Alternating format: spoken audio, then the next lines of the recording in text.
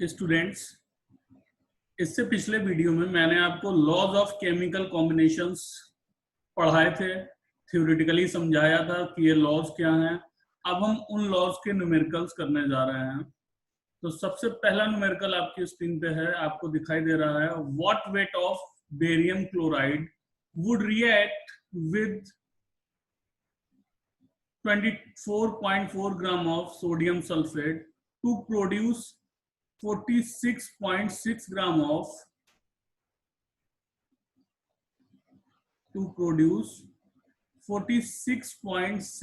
Of barium sulphate and 23.4 gram of sodium chloride.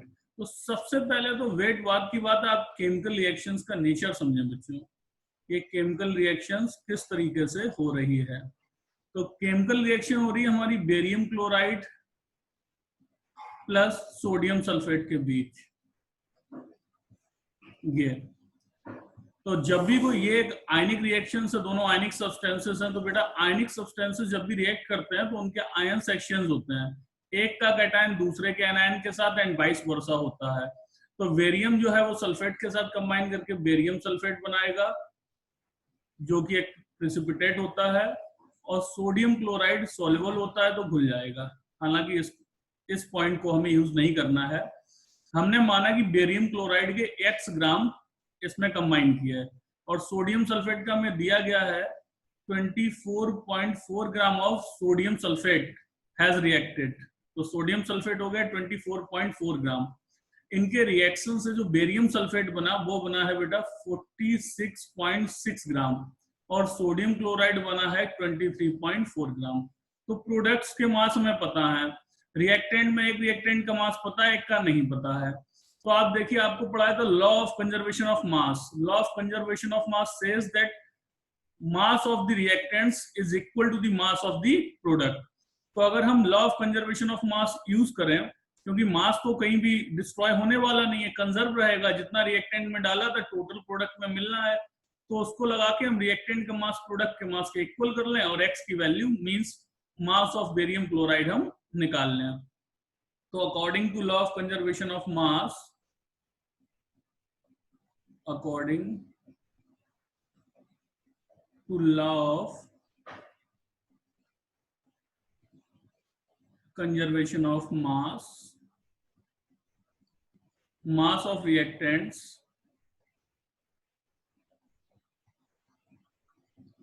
is equal to the mass of products। तो mass of reactant क्या है हमारे पास, x plus 24.4 ग्राम, और mass of product क्या है 46.6 gram plus 23.4 ग्राम। तो x equals to हो जाएगा बेटा 46.6 प्लस 23.4 माइनस 24.4 ग्राम। तो ये x इक्वल्स टू आएगा जाके आपका सॉल्व होके 45.6 ग्राम। तो मास ऑफ बेरियम क्लोराइड जो है वो लिया गया था 45.6 ग्राम। तो mass of barium chloride taken x equals to 45.6 gram. Next question की बात करते हैं। नेक्स्ट क्वेश्चन आपका है कॉपर ऑक्साइड। पहले दो एक्सपेरिमेंट्स किए गए हैं। पहले एक्सपेरिमेंट में कॉपर ऑक्साइड बनाया गया है। कैसे बनाया गया है, यह ऑब्टेन किया गया है मेटेलिक कॉपर को नाइट्रिक ऑक्साइड के साथ ट्रीट करके, और जो कॉपर नाइट्रेट बना होगा उसको इन्होंने फिर हीट कर दिया है तो कॉपर ऑक्साइड बना है। पहले एक्सपेरिमेंट में लिख लेते हैं एक्सपेरिमेंट 1। फर्स्ट एक्सपेरिमेंट में इन्होंने कॉपर को नाइट्रिक ऑक्साइड से ट्रीट किया, कॉपर मेटल को नाइट्रिक एसिड से ट्रीट किया है, तो ये कॉपर नाइट्रेट बना होगा इस तरीके से।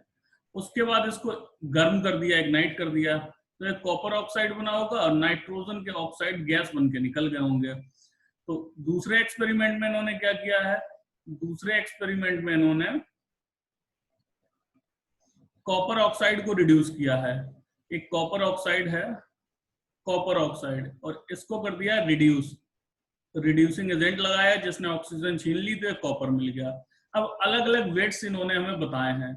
तो पहले वाले एक्सपेरिमेंट में क्या है, copper oxide was obtained by treating 2.16 gram of metallic copper.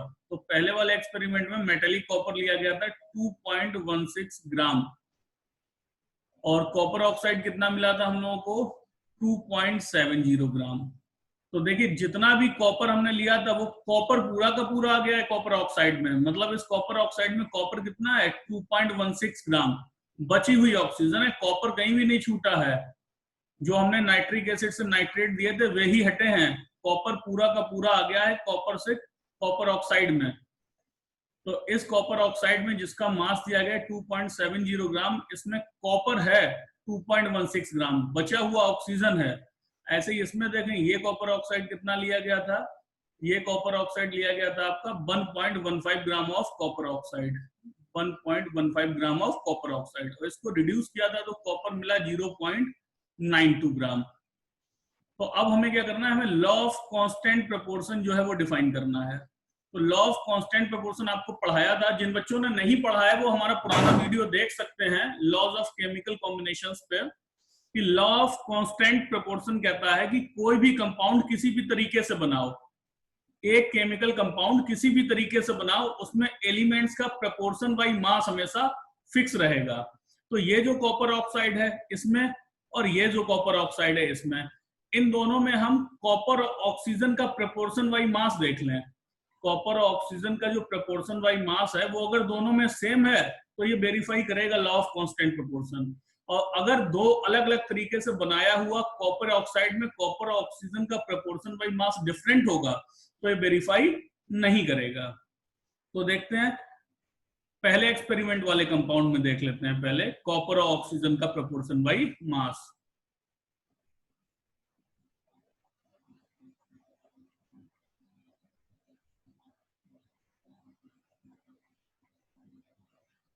proportion by mass of copper and oxygen in first experiment।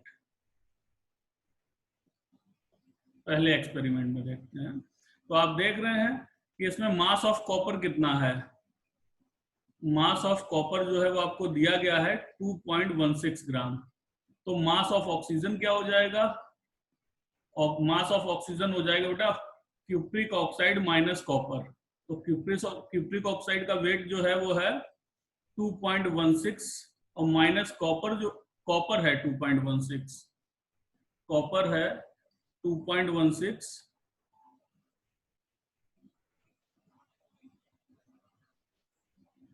और क्यूप्रिक ऑक्साइड है 2.70 ग्राम। तो क्यूप्रिक ऑक्साइड 2.70 ग्राम माइनस 2.16, तो इक्वल्स टू ऑक्सीजन का मास आया हमारा, इसको सब्ट्रैक्ट कर देंगे तो आ जाएगा 0.54 ग्राम। ये ऑक्सीजन हो गया और ये हो गया हमारा कॉपर। तो अगर हम इसमें प्रोपोर्शन बाय मास देख लें दोनों का, copper is to oxygen equals to 2.16 is to 0.54। तो सिंप्लीफाई करेंगे, ये 4 टाइम्स कटेगा तो 4 रीज टू 1 आया है इसमें। पहला वाला जो कॉपर ऑक्साइड है उसमें कॉपर और ऑक्सीजन का प्रोपोर्शन बाय मास 4 रीज टू 1 आया है। ऐसे ही हम दूसरे वाले में देख लें proportion by mass in experiment second. तो सेकेंड एक्सपेरिमेंट में देखेंगे, अगर प्रोपोर्शन बाय मास देखेंगे कॉपर और ऑक्सीजन का, तो सेकेंड एक्सपेरिमेंट में मास ऑफ कॉपर कितना दिया गया आपको, मास ऑफ कॉपर ये दिया गया है आपको 0.92 ग्राम मिला है, हमें 0.92 ग्राम मिला है। तो मास ऑफ ऑक्सीजन कितना हो जाएगा, ये हो जाएगा क्यूप्रिक ऑक्साइड के मास में से कॉपर के मास को घटा देंगे तो ऑक्सीजन आ जाएगा। तो ये 1.15 माइनस 0.92 इक्वल्स टू, ये सॉल्व हो गया आएगा बेटा 0.23 ग्राम। तो इसमें भी अगर हम कॉपर और ऑक्सीजन का प्रोपोर्शन बाय मास देखें तो ये हो जाएगा कॉपर और ऑक्सीजन का, तो 0.92 ग्राम कॉपर है और 0.23 ग्राम जो है वो हमारा ऑक्सीजन है। तो ये भी 4 टाइम्स काटेगा और आ जाएगा 4 रीज टू 1। तो हमने देखा कि हमने जो क्यूप्रिक ऑक्साइड पहले एक्सपेरिमेंट में डील किया उसमें कॉपर ऑक्सीजन का प्रोपोर्शन बाई मास 4:1 था। दूसरे एक्सपेरिमेंट में जो डील किया क्यूप्रिक ऑक्साइड कॉपर का ऑक्साइड, उसमें भी कॉपर ऑक्सीजन का प्रोपोर्शन बाई मास 4:1 है। क्योंकि दोनों ही कंपाउंड्स में कॉपर ऑक्सीजन का प्रोपोर्शन बाई मास कांस्टेंट है, सेम है, फिक्स्ड है, इसलिए it verifies law of constant proportion. Next question देखते हैं। ये कह रहा है दो एलिमेंट्स कंबाइन कर रहे हैं, 3 डिफरेंट प्रोडक्ट्स बना रहे हैं, तो और पूछ रहे हैं कि ये जो डेटा दिया गया वो लॉ ऑफ मल्टीपल प्रोपोर्शन को वेरीफाई करता है या नहीं। तो आपको लॉ ऑफ मल्टीपल प्रोपोर्शन बेटा बताया था कि when 2 elements combine to give more than 1 products, then keeping the mass of one element constant, the masses of other elements are multiple of a simple number। तो इसको देखते हैं कि पहले हम लोग लिख लेते हैं, दो एलिमेंट्स ए और बी आपस में कंबाइन कर रहे हैं, ए प्लस बी कंबाइन कर रहे हैं और ये 3 प्रोडक्ट्स बना रहे हैं। पहला बना रहे हैं एक्स, दूसरा बना रहे हैं वाई और तीसरा बना रहे हैं जेड। तो एक्स जब बनाते हैं तो x में कंबाइन करने की इनकी कैपेसिटी है कि x जब बनता है, देखिए ये कंपाउंड x जब बना है 0.7 ग्राम, कितना बना इससे मतलब नहीं, हमें तो देखना है कि एक एलिमेंट का कांस्टेंट अमाउंट दूसरे एलिमेंट के किस अमाउंट के साथ कंबाइन कर रहा है। तो इसमें हम देखेंगे 0.3 gram of A combines with 0.4 gram of B। ऐसे ही दूसरे वाले में देखें तो इसमें 18 gram of A combines with 48 gram of B. इसमें है 18 gram of A combines with 48 gram of B.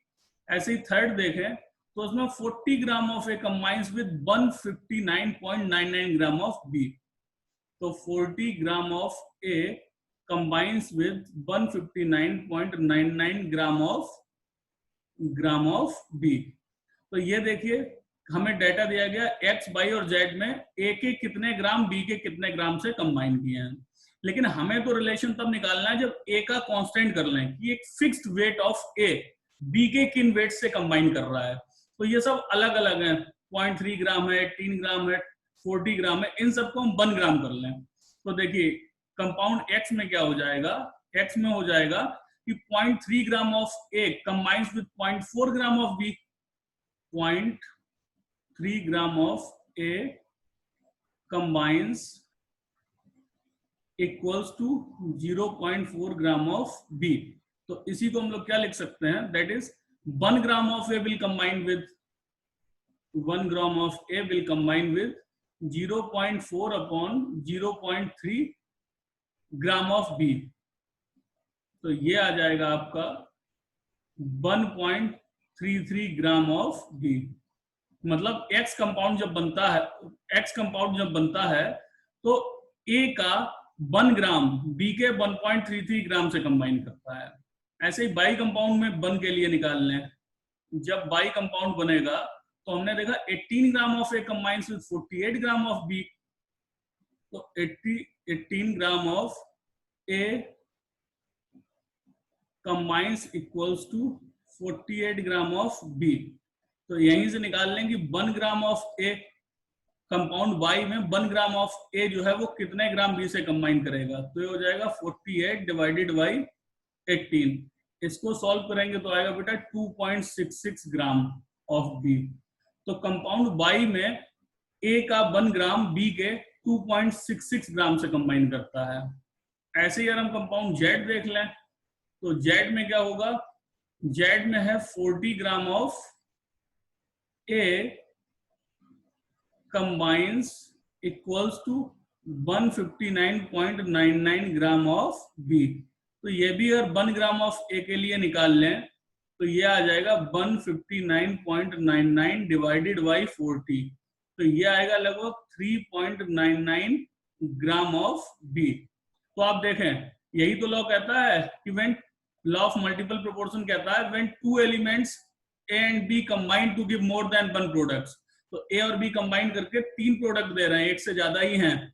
तो keeping the mass of 1 element constant, तो हमने पहले एलिमेंट का मास तीनों में कांस्टेंट सेम निकाल लिया कि 1 ग्राम इसका, 1 ग्राम इसका, 1 ग्राम इसका, B के कितने ग्राम से कंबाइन करता है। तो कंपाउंड एक्स में देखा कि ए का 1 ग्राम बी के 1.33 ग्राम से कंबाइन करता है। कंपाउंड बाई में हमने देखा कि ए का 1 ग्राम बी के 2.66 ग्राम से कंबाइन करता है। और कंपाउंड जेड में देखा कि ए का 1 ग्राम जो है वो 3.99 ग्राम ऑफ बी से कंबाइन करता है। तो अब क्या है, keeping the mass of one element constant, A को कांस्टेंट कर लिया, the masses of other elements are multiples. तो देखो और इनको लिख लें तो इनका रेशियो क्या आएगा बेटा, 1.33 रेशियो 2.66 और 3.99। तो इसे सिंप्लीफाई करेंगे तो 1, 2 और 3 के रेशियो में आ गए। तो ये जो है ये वेरीफाई कर रहा है लॉ ऑफ मल्टीपल प्रपोर्शन।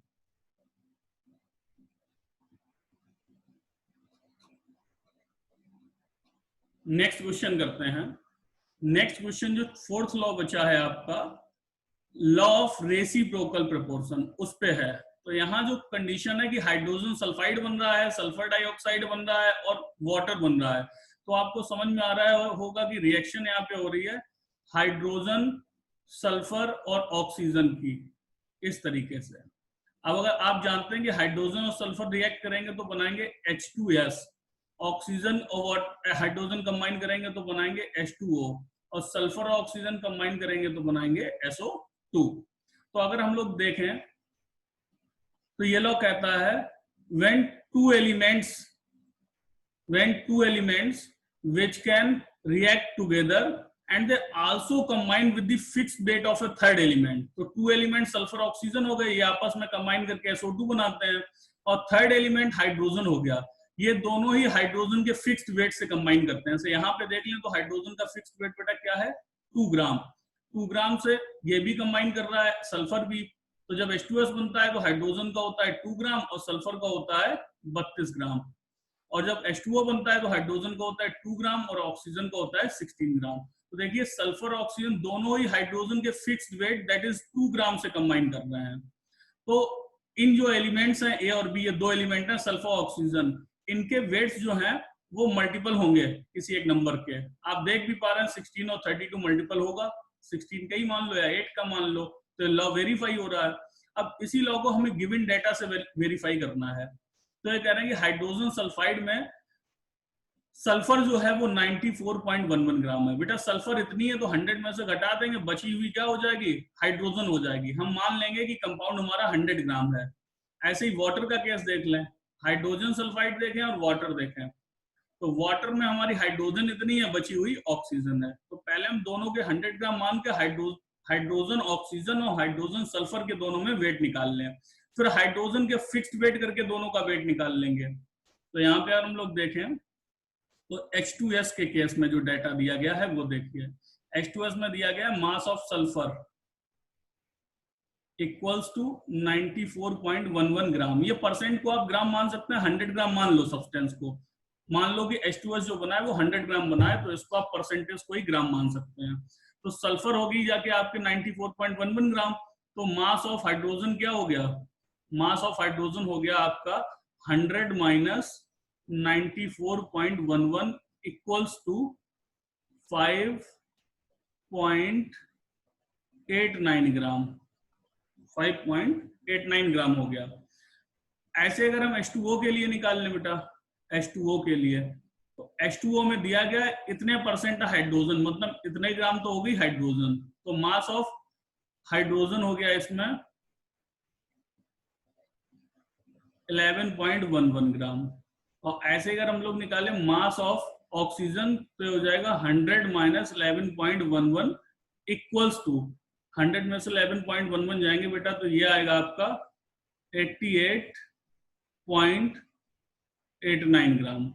ये अब क्या है, अगर आप देखें कि लॉ तो कहता है कि थर्ड एलिमेंट के फिक्स्ड वेट के साथ दोनों एलिमेंट को कंबाइन करना चाहिए। तो थर्ड एलिमेंट हमारा हाइड्रोजन है, फर्स्ट और सेकंड एलिमेंट सल्फर और ऑक्सीजन है।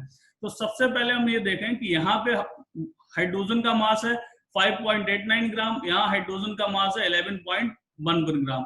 तो डिफरेंट वेट्स हैं, इन्हें हम कांस्टेंट वेट निकाल लें।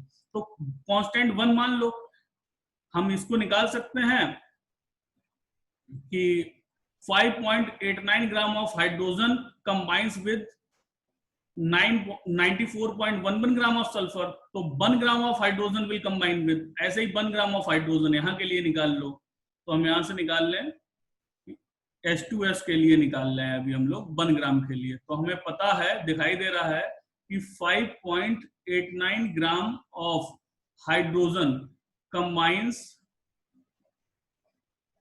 combines equals to 94.11 gram of sulphur.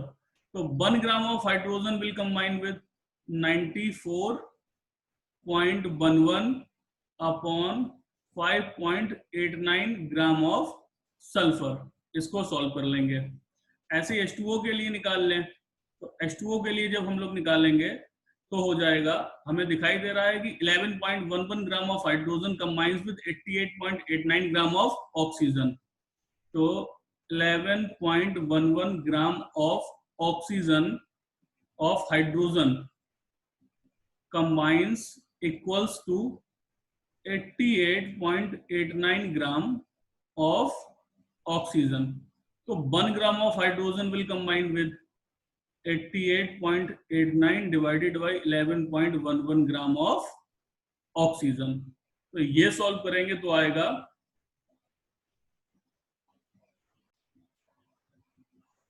तो बेटा हमने देखा कि 5.89 ग्राम ऑफ हाइड्रोजन कंबाइन करता है H2S के केस में 94.11 ग्राम ऑफ सल्फर से, तो 1 ग्राम कंबाइन करेगा 94.11 divided by 5.89 gram of sulphur से, जो इक्वल हो जाएगा 15.97, लगभग 16 के इक्वल।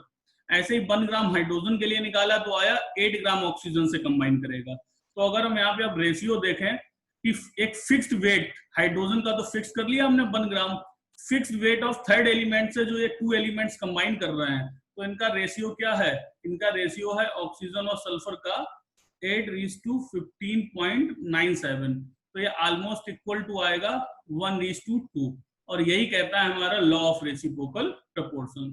तो ये भी हो गया वेरीफाइड।